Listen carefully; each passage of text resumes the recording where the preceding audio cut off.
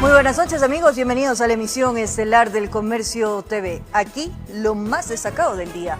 Los asambleístas involucrados en el supuesto reparto de hospitales rechazan haber recibido dinero a cambio de votos y piden a la Fiscalía investigar el hecho y a la justicia establecer las sanciones respectivas. El escándalo del supuesto reparto no deja de salpicar a la legislatura, y en esta ocasión específicamente a los asambleístas que junto a Eliseo Asuero conformaron la bancada de Acción Democrática Independiente BADI. En las recientes versiones anticipadas recabadas en marco de la investigación de la corrupción del Hospital de Pedernales, Franklin Calderón, un constructor manabita, detalló que parte del dinero del contrato, $360,000, habría entregado a 4 asambleístas del BADI: Raúl Tello, Washington Paredes, María Mercedes Cuesta y Franco Romero. Según Calderón, él entregó a cada uno de ellos $90,000. La asambleísta María Mercedes Cuesta fue la primera en pronunciarse. Lo hizo a través de un comunicado en su cuenta de Twitter en donde negó conocer a Calderón y también rechazó haber sido beneficiada del supuesto reparto. Es absolutamente falso que yo haya recibido dinero alguno proveniente de actos de corrupción en los que él y otros legisladores presuntamente habrían estado involucrados. He ejercido mi cargo de asambleísta con honestidad y transparencia. Ejerceré las acciones legales necesarias para proteger mi nombre, mi familia y mi legislatura. Por su lado, Raúl Tello también negó algún acercamiento con Calderón y defendió su inocencia. En ninguna parte van a encontrar algo que demuestre que a mí me han entregado un solo centavo. Además, desvirtuó la tesis de que el dinero se haya dado a cambio de disciplina parlamentaria. Se dice de que el reparto, que se produjo además ya temporalmente en la época de la pandemia, ha sido para conseguir los votos para las leyes que se tramitaban en la Asamblea. Si aquel fue el objetivo, ¿cómo es que a mí me entregaron y yo no únicamente combatí esas leyes? Voté en contra y he presentado la inconstitucionalidad. Ambos piden a Fiscalía que investigue a profundidad, y en el Parlamento otros asambleístas, lejos de este escándalo, concuerdan con ello, pues la expectativa está en la justicia ordinaria, más no en las indagaciones dentro de la Asamblea. Ya es hora de que la Fiscalía procese a los grandes repartidores de la salud y de la nación como botín entre piratas. Desde mi punto de vista no sirve de nada los esfuerzos que podamos hacer algunos asambleístas para buscar una autodepuración dentro de la Asamblea, porque como hemos visto, dentro de la misma Asamblea Nacional se blindan algunos asambleístas. Informó Carolina Basante. La ministra de Gobierno, María Paula Romo, respondió a las acusaciones del ex asambleísta Daniel Mendoza. Negó haber participado en el reparto de los hospitales y dijo que siempre ha mantenido reuniones con actores políticos. Mi trabajo como ministra de Gobierno siempre ha sido mantener conversaciones con todos los actores políticos. Lo he dicho, lo voy a seguir diciendo. En ningún caso, bajo ninguna circunstancia, ninguna de esas conversaciones es sobre una ilegalidad, es sobre un contrato, es sobre dinero, como estos señores aparentemente hacían según las investigaciones penales que hoy se llevan adelante. Presidencia de la República en reglamento de la ley humanitaria esclareciendo la aplicación de ciertos aspectos de la norma, como las medidas solidarias y laborales. Para acceder a la reducción de pensiones educativas, el representante del alumno deberá presentar el acta de finiquito por terminación de la relación laboral o el documento que justifique la reducción de su sueldo o remuneración registrada en el Sistema Único del Trabajo. También las declaraciones del IVA del primer semestre de 2020 en comparación con el mismo periodo del 2019. Al justificar la pérdida del empleo, se le otorgará una rebaja de hasta el 25%. En cambio, para acceder a la suspensión temporal del desahucio en materia de inquilinato, el arrendatario de un local comercial puede acceder a este beneficio cancelando al menos el 20% del valor adeudado y presentando al arrendador las declaraciones del IVA tanto del mes de febrero de 2020 como de los meses que dure el estado de excepción, con la finalidad de comparar y justificar la disminución de ingresos en al menos un 30%. Para los arrendatarios de bienes inmuebles, la suspensión temporal también se hará cancelando al menos el 20% del valor de los cánones pendientes. Se reglamenta el no incremento de los costos de los servicios básicos, la prohibición de cancelar la cobertura de contratos, la reprogramación de cuotas de los seguros de vida y los créditos productivos para la reactivación económica y la protección del empleo en el sector privado. En este artículo se establece que las organizaciones que den crédito y quieran ser parte de las líneas de crédito del Estado deberán estar registradas en la Superintendencia de Economía Popular y Solidaria. Además, se determinan las causales para aplicar las liquidaciones de trabajadores en empresas. Se norma el contrato especial emergente, el contrato indefinido y la terminación del contrato. También la reducción emergente de la jornada laboral y todo lo referente a las medidas para gestionar obligaciones. El presidente de la República da un plazo de 15 días para que el Ministerio de Trabajo y el Instituto de Seguridad Social adopten los sistemas informáticos para facilitar el registro de las modificaciones que deban incorporarse a la aplicación de las herramientas de la ley humanitaria. Para las instituciones competentes a la educación superior, el plazo es de 30 días. Informó Carolina Basante. La Fiscalía General del Estado ya inició las investigaciones para determinar a los presuntos responsables de las amenazas que se habrían hecho contra los miembros del Consejo Nacional Electoral.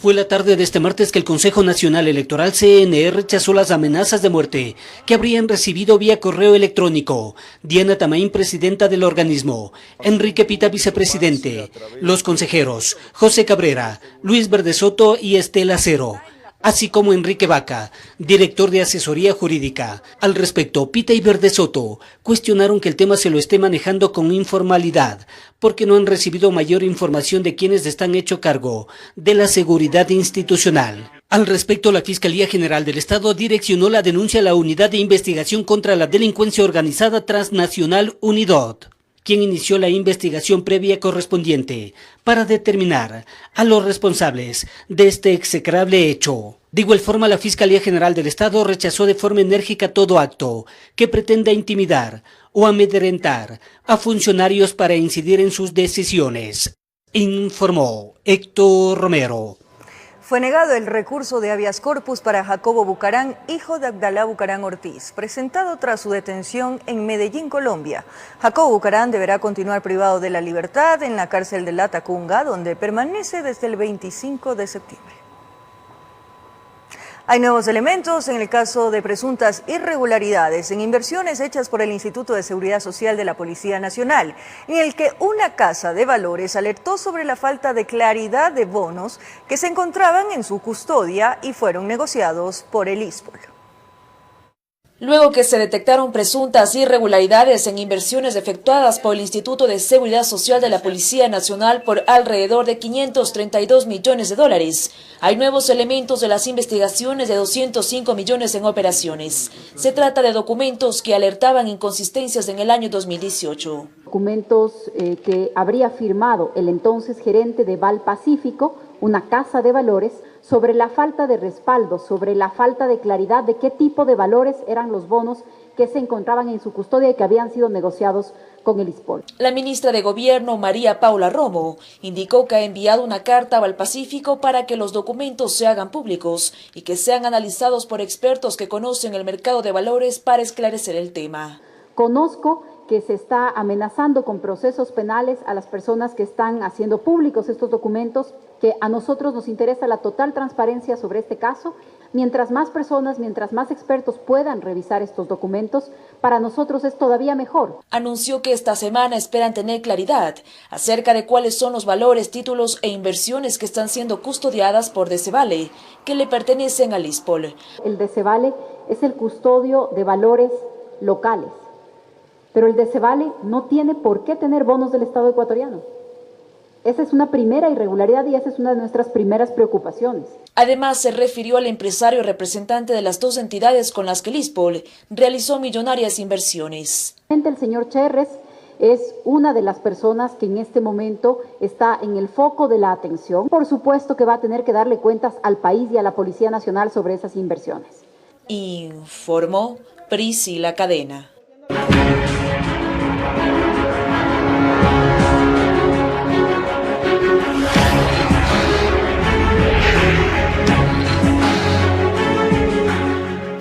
La Asociación de Víctimas de la Revuelta Policial del 30 de septiembre del 2010 recordó que aún faltan 38 procesos pendientes contra uniformados, de los cuales se solicita su inocencia. Con la fotografía impresa en una pancarta, este padre de familia clama justicia luego de que su hijo uniformado fuera condenado a 12 años de cárcel por la revuelta del 30 de septiembre. Sin tener pruebas, sin tener nada, lo condenan. hemos sufrido, señorita, en carne propia durante 10 años y más.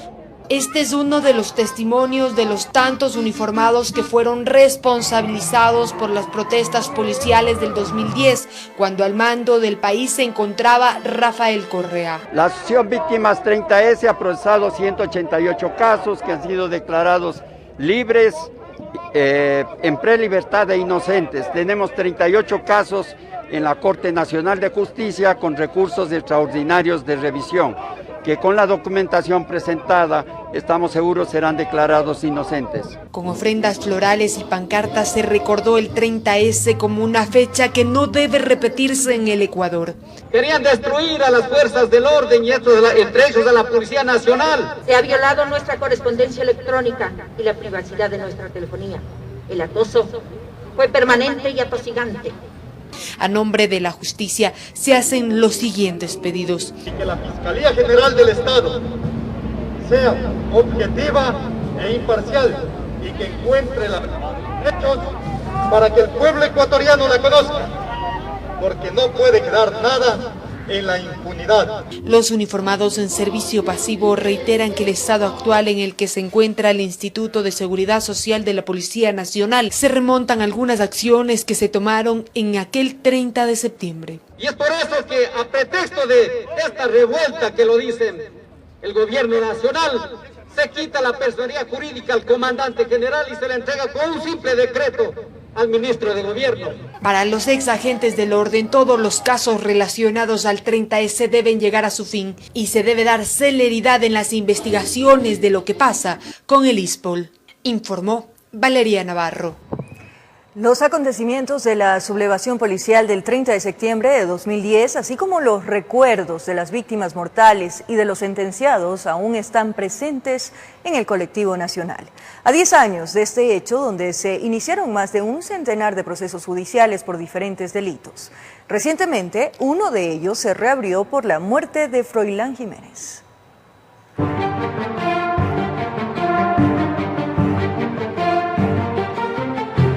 Una década ha pasado desde el 30 de septiembre de 2010 y aunque 10 años parece bastante tiempo, sus acontecimientos dispersos en procesos jurídicos siguen haciendo noticia al día de hoy. Hace algunos días, por ejemplo, 5 excomandantes del ejército entraron a formar parte de un proceso judicial acusados de la muerte de Froilán Jiménez y de los soldados Darwin Panchi y Jacinto Cortés. ¿Quiénes son estas 3 personas? Le contamos a través de los hechos. Aquel 30 de septiembre, posterior a una sublevación policial que se originó en el regimiento Quito, en protesta de una ley que se decía perjudicaría las remuneraciones del personal uniformado, el presidente Rafael Correa acudió hasta el mismo sitio, desencadenando una trifulca.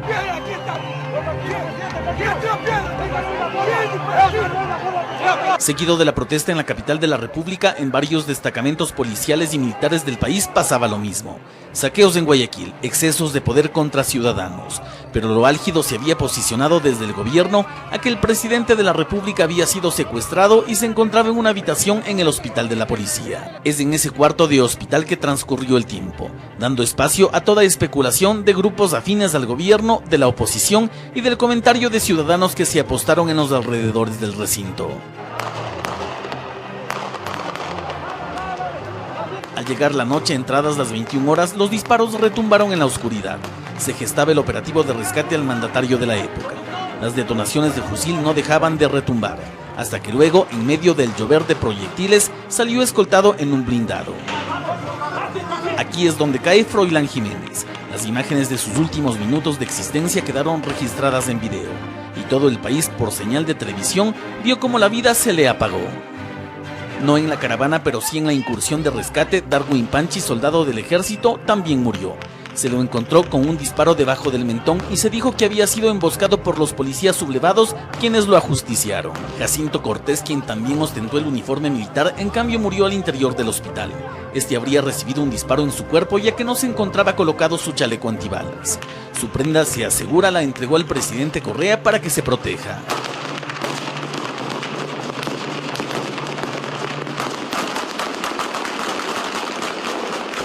Ya a la par de estos hechos que han quedado para la historia, se pueden coser cientos de relatos reales y tejer decenas de anécdotas desde todos los puntos de vista. Incluso varios de ellos sirvieron de propaganda para hacer de los acontecimientos una bandera política de triunfo. Más desde la otra orilla, familias enteras quedaron destruidas, madres, esposas, hijos, por los acontecimientos que se vinieron. El 30S de 2010 murieron 10 personas, entre ellas un civil, 2 miembros de Fuerzas Armadas y 2 de la Policía Nacional. Además se contabilizó cerca de 300 personas heridas. Esto sumado al más de un centenar de procesos judiciales abiertos. Informó Javier Rosero. Casi al año de las protestas de octubre, Jorge Calderón y Abel Gómez, dirigentes de la transportación, podrían ser acusados del delito de paralización de un servicio público que contempla una pena privativa de la libertad de 1 a 3 años. Hasta el complejo judicial norte de Quito, rodeado de profesionales del volante, llegó Jorge Calderón, presidente de la Federación Nacional de Operadoras de Taxis del Ecuador, para la audiencia preparatoria a juicio por el delito de paralización de un servicio público que se habría cometido el 3 de octubre del 2019 cuando el país amaneció bloqueado por las unidades de taxis tras el anuncio gubernamental de eliminar el subsidio de la gasolina extra y el diésel.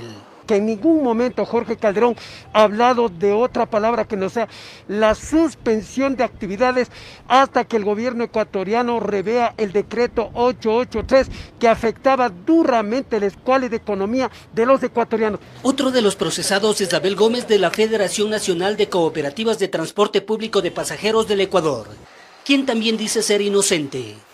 Nuestros abogados han alegado de que lógicamente no hay una situación firme como para poder acusar a algo que nosotros no hemos hecho. Ellos son procesados de acuerdo al artículo 346 del Código Orgánico Integral Penal COI, que contempla pena privativa de la libertad de 1 a 3 años a la persona que impida, entorpezca o paralice la normal prestación de un servicio público, o se resista violentamente al restablecimiento del mismo, o se tome por fuerza un edificio o institución pública. Se va a notificar a nuestros casilleros correspondientes el día y la hora para la decisión de la judicatura si es que se da la nulidad o no se da la nulidad dentro del proceso del señor Calderón. Si no se da la nulidad, en la segunda parte presentaremos los elementos de convicción con los cuales consideramos que no se cumplen los requisitos de paralización de servicios públicos en torno a la participación del señor Jorge Calderón.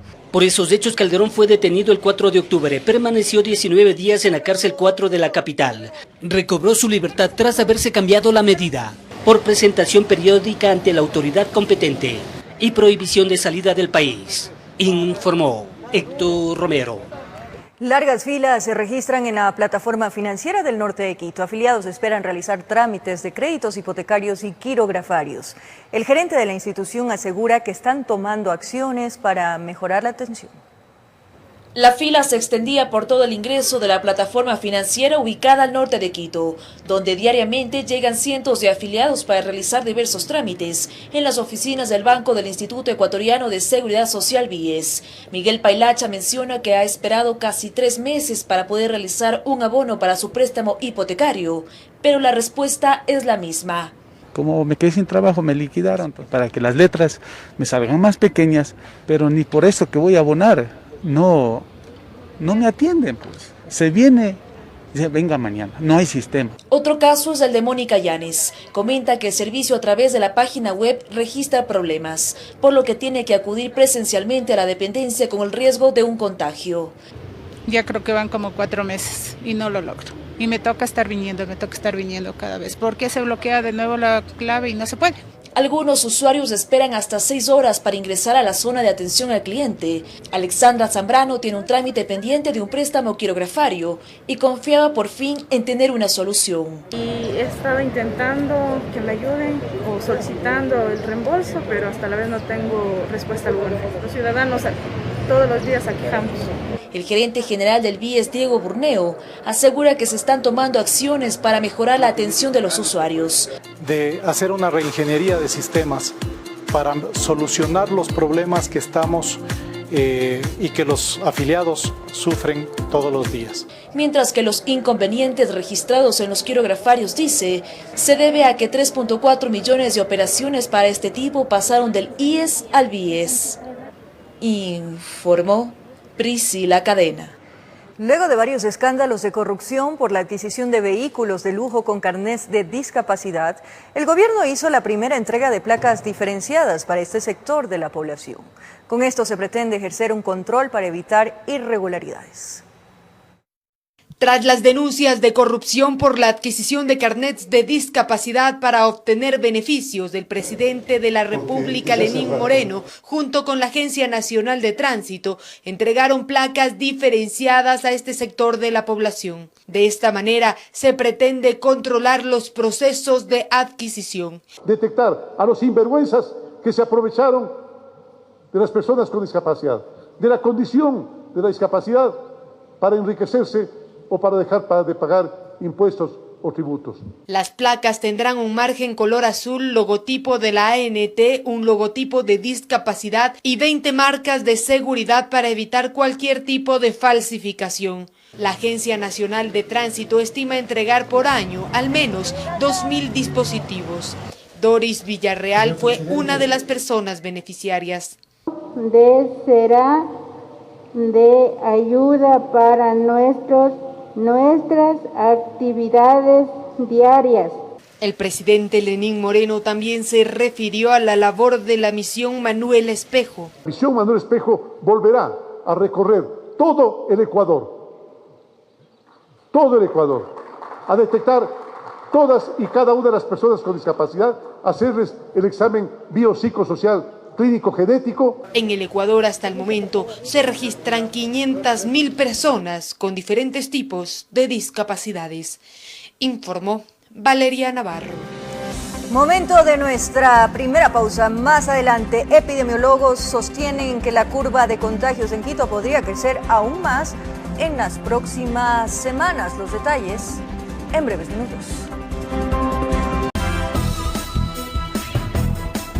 Gracias por seguir en nuestra sintonía. Como lo anunciamos, epidemiólogos sostienen que la curva de contagios en Quito podría crecer aún más en las próximas semanas. Esto como reacción al fin del estado de excepción, toque de queda y la relajación de otras medidas.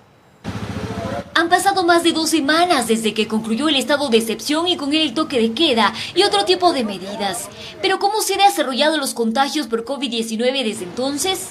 Exactamente desde el 14 de septiembre, fecha en la que abrazamos esta nueva normalidad, a nivel nacional se registraban 118.911 confirmados, mientras que hasta este 30 de septiembre ya se contabilizan 137.047, es decir, incrementaron 18.136 casos. Una leve creciente de la curva de contagios, que a decir del epidemiólogo Damiel Simancas, por el momento solo sería el resultado de pruebas represadas. Hay varias miles de pruebas represadas, aproximadamente 60.000 pruebas que no tienen un resultado y se están actualizando tanto de la parte pública como privada. Con ello concuerda Víctor Álvarez, presidente del Colegio de Médicos de Pichincha, para quien aún el resultado del relajamiento de medidas se podrá ver en 1 o 2 semanas más, debido al tiempo de incubación del virus. Pese a ello, está preocupado, pues el comportamiento ciudadano que se ha visto desde entonces no es alentador.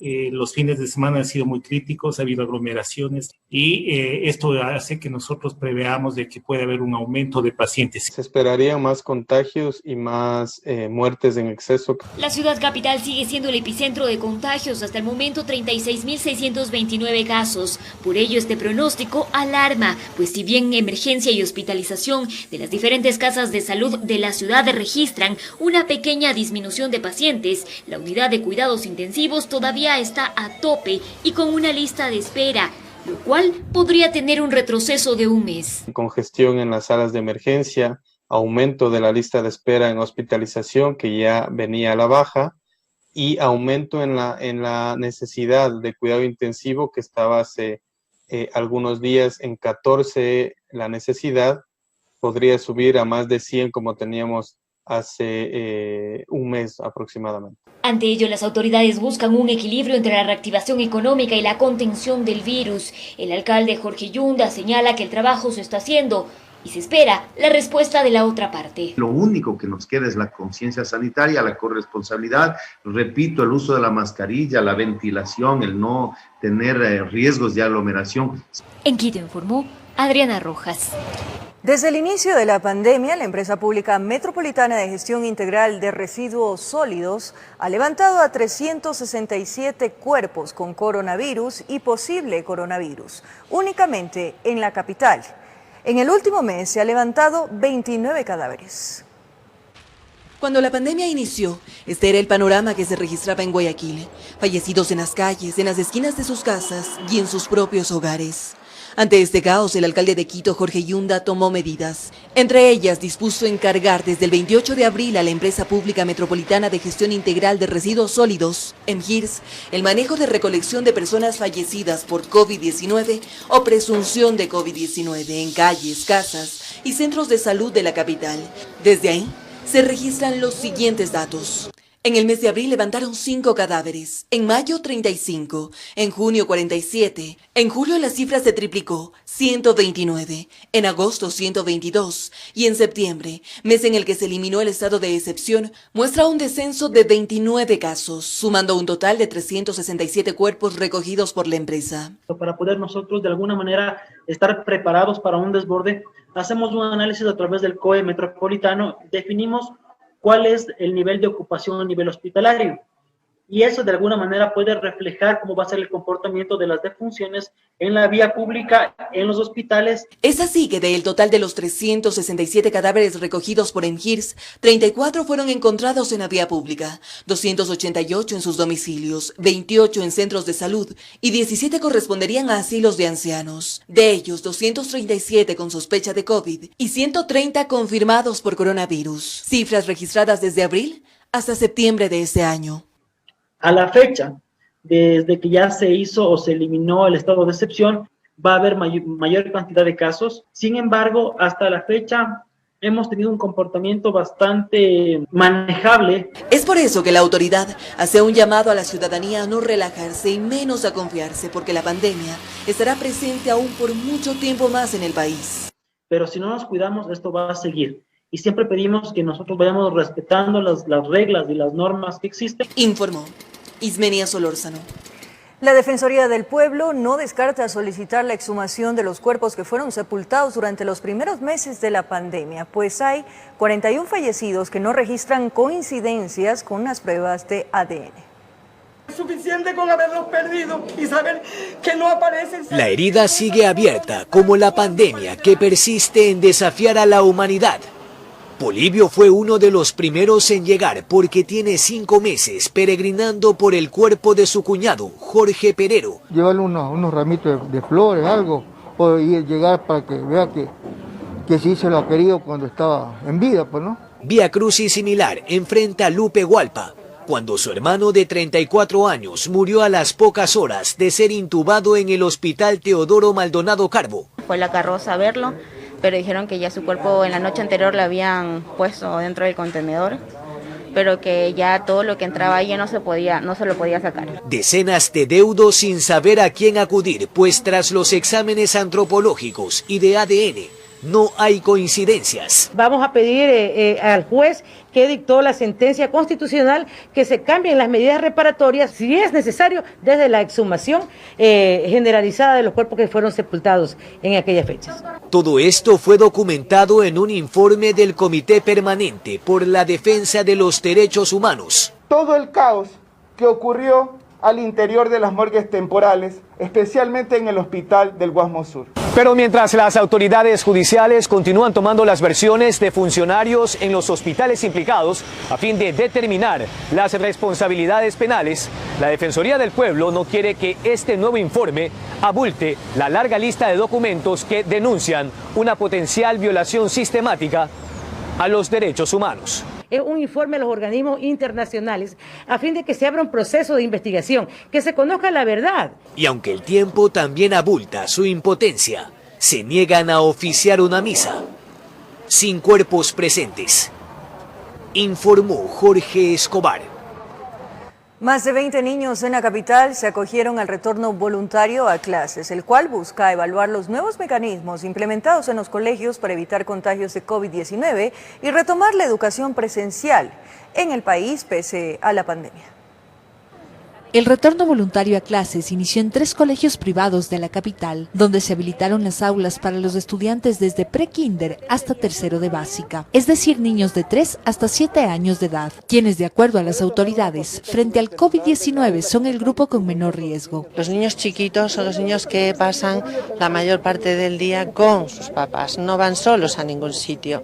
Entonces esos son niños que sus familias se encargan de que estén cuidados, de que cuiden las normas de distanciamiento, que tengan la mascarilla. Este plan piloto será evaluado cada 15 días por las autoridades gubernamentales, con la aspiración de incrementar el número de estudiantes de forma progresiva. De acuerdo a la realidad de cada uno de los cantones, a la semaforización que tiene cada uno de ellos, podrán ir ocupando progresiva, paulatinamente sus instalaciones y siempre de forma voluntaria. Los representantes de las unidades educativas manifestaron que su intención es permitir que todos los niños y jóvenes acudan a las aulas antes de finalizar este año escolar. Y de la mano del Ministerio, tanto de Sanidad como de Educación, pues iremos avanzando. La idea es que no solo avancemos nosotros, sino que avance también el resto de los colegios. Los padres de familia que se acogieron a esta posibilidad resaltaron la importancia de la educación presencial. Hemos considerado que la vida tiene que seguir, que nosotros tenemos que aprender a vivir con esto, también inculcando en casa una cultura de cuidado.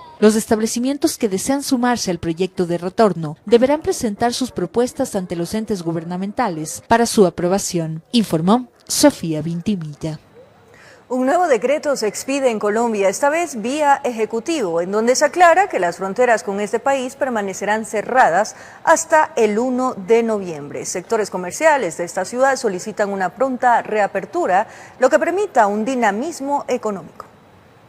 Tras la extensión del decreto de emergencia sanitaria por 6 meses más emitido por la Gobernación de Nariño, que implica además las fronteras marítimas y terrestres permanecer cerradas, Migración Colombia se pronunció con un nuevo decreto ejecutivo en el que se señala claramente cuándo se reaperturaría el puente internacional de Rumichaca. El gobierno nacional determinó prorrogar el cierre de fronteras hasta el próximo 1 de noviembre de 2020. Esto quiere decir que el 1 de octubre no se abrirá el paso fronterizo por ninguno de los puntos del territorio nacional.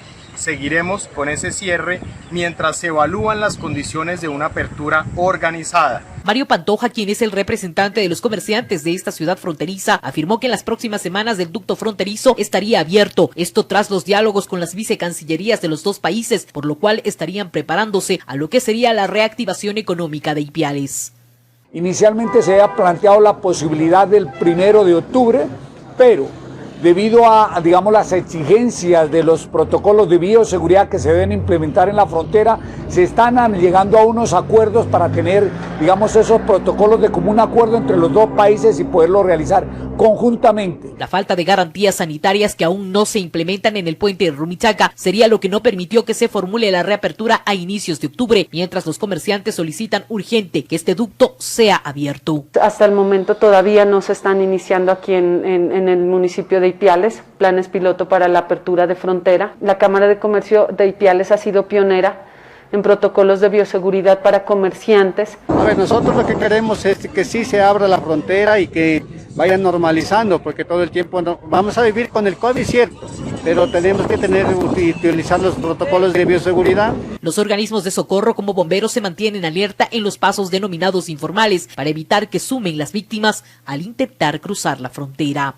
Y hemos tenido que trabajar conjuntamente con Bomberos Tulcán para recuperar cuerpos, para realizar el rescate de personas que han quedado con vida. Y esto pues ha hecho de que estos lazos de hermandad pues obviamente se tengan que estrechar.